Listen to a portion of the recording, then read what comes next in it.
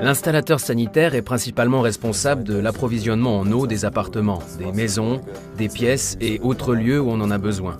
Un gros tuyau achemine l'eau vers la nourrice principale installée dans le local technique à la cave. De là, elle est distribuée aux différents robinets, l'évier, le lavabo, la douche.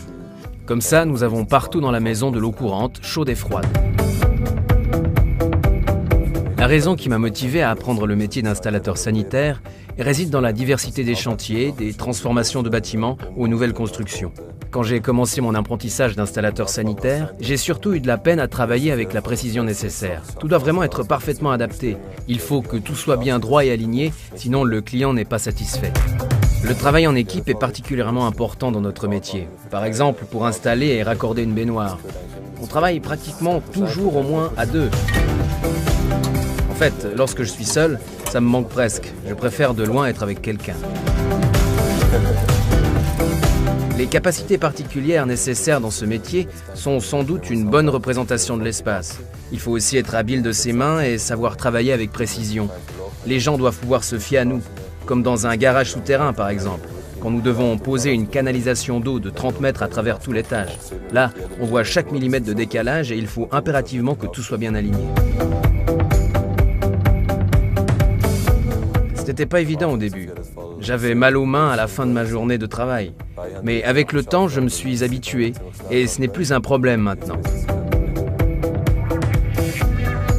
Pendant mes loisirs, je veille à entretenir ma condition physique. Et au travail, je me rends compte que c'est plus facile de soulever des objets lourds qu'au début de mon apprentissage.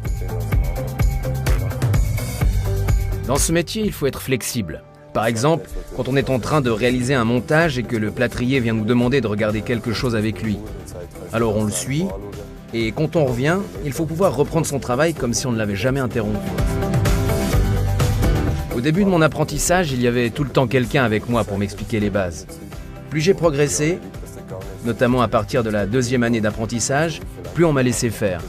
Un jour, le monteur m'a dit « Voilà le plan, regarde comment tu peux t'y prendre ». On m'a laissé résoudre des problèmes seul et petit à petit, j'ai pu prendre plus de décisions. Les gens pensent souvent que le métier d'installateur sanitaire est très rustique. Mais on fait aussi des choses plus fines, notamment dans le montage, lorsqu'on pose de belles douches. Alors on est comme responsable de la qualité de vie des gens, pour qu'ils se sentent bien dans leur salle de bain et que tout soit parfait.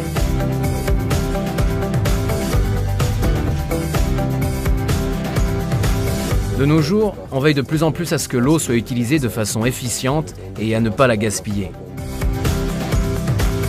Ce que je préfère, c'est le montage.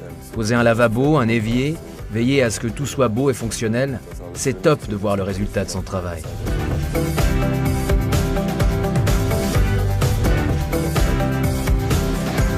Mon métier comporte aussi certains aspects techniques.